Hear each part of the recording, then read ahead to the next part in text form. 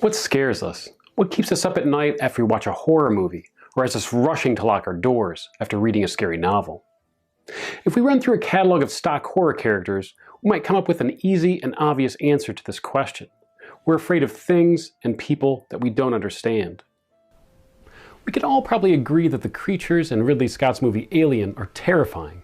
This is largely due to the fact that they don't look or act like us. They pop out of our stomachs, after all.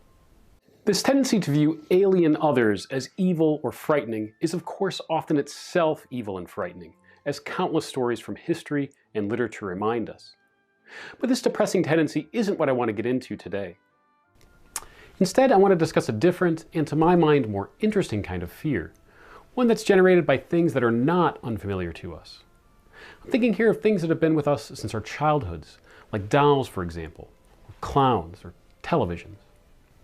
What is it about these old familiar things that, under certain circumstances, raises the hair on the backs of our necks?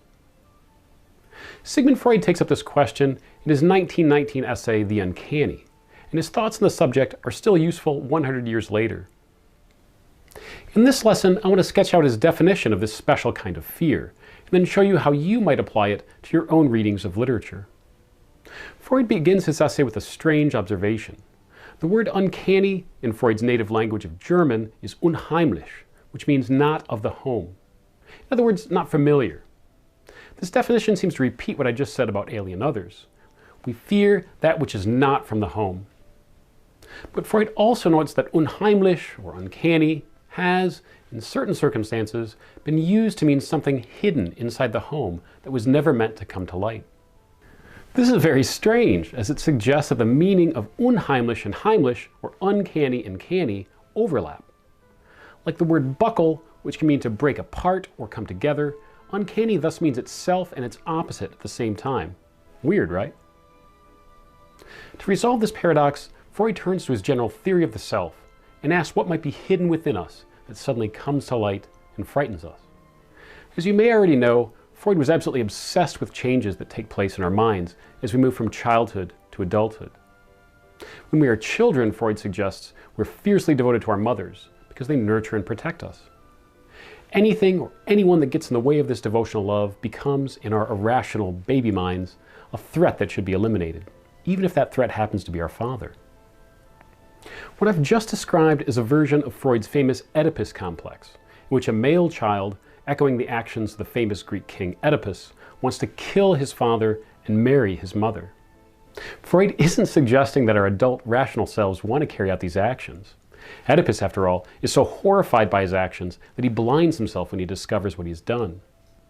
Instead, Freud's suggesting that the self we once were as a child still remains within us, hidden underneath our new, rational adult self. And sometimes, like the alien in Scott's movies, that hidden self pops out.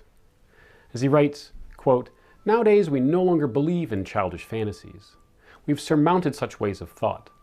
But we do not feel quite sure of our new set of beliefs, and the old ones still exist within us, ready to seize upon any confirmation." So now we're getting somewhere. The uncanny seems to be related to beliefs that we once held when we were children, that we've repressed or covered over, hidden away to become adults. We cover over these beliefs because, of course, those beliefs are wrong, and we don't want to be wrong. We want to be grown up. We want to be rational people with proper attitudes towards the world. Clowns aren't scary, Ray. Stop behaving like a child. And this process of maturation, of giving up our childish things, takes a lot of time and effort on our parts. It'd be absolutely horrifying to imagine, as adults, that our child self had a better understanding of the world than we do. This, for Freud, is the uncanny. It's the dread we feel in situations in which our childish fantasies and fears appear more real and more true than our adult worldviews. If we have this idea in mind, the difference between familiar things that delight us and familiar things that terrify us start to make sense. In the movie Toy Story, the talking dolls on screen are funny and sympathetic characters because the genre within which it is written makes it okay for them to come to life. In the realist setting of horror, however, those same dolls become terrifying to adult audiences.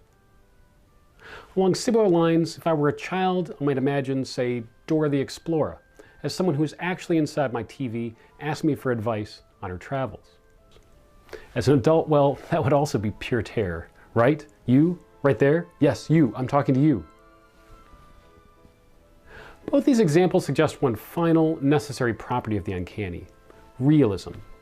Fairy tales and children's cartoons cannot be uncanny, because those genres never ask us to believe that what we're watching relates in any way to our reality. The situation is altered, Freud writes, as soon as the writer pretends to move in the world of common reality. He takes advantage, as it were, of our supposedly surmounted or overcome superstitiousness. He deceives us into thinking that he's giving us the sober truth, and then, after all, oversteps the bounds of possibility. Freud's phrasing might sound confusing, so let's clear it up with a simple example. Here's one from the opening to Edgar Allan Poe's famous poem, The Raven.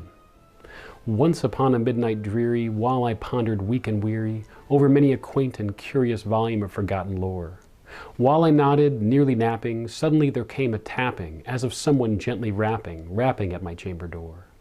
"'Tis some visitor," I muttered, tapping at my chamber door. "Only this, and nothing more." It is, of course, terrifying to hear an unexpected knock at your door at midnight. It'd be even more terrifying and uncanny if your significant other, Lenore, had just died, and you were saddled with immense grief, as we later discover is the case with Poe's speaker.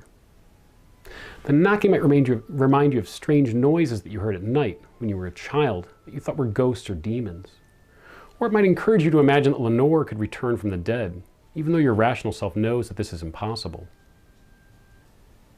The speaker considers both uncanny scenarios after the mysterious talking raven appears, which leads the speaker to descend into madness.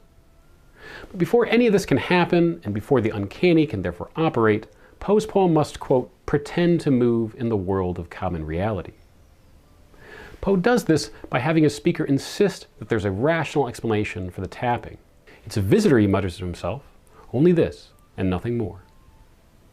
In other words, Poe and his speaker here are insisting that he, and readers along for the ride, have no cause for concern. There's a perfectly rational explanation for the strange knock at the door. Even after the raven appears and starts squawking "nevermore," the speaker still maintains his faith in reality.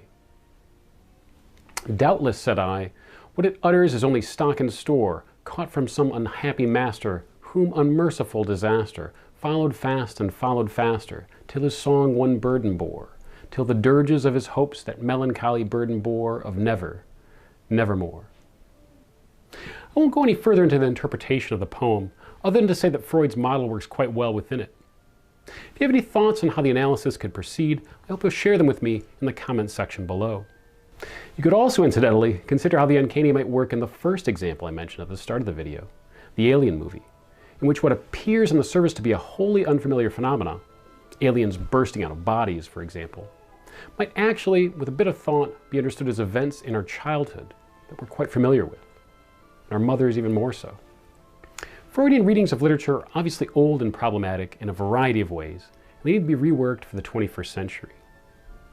But as his theory of the uncanny itself suggests, leaving Freud's ideas behind or covering them over carries its own risks too. Reading his theory and making it relevant to our own very different times can help us to gain a better insight into what we fear and, more importantly, what that fear can tell us about who we are.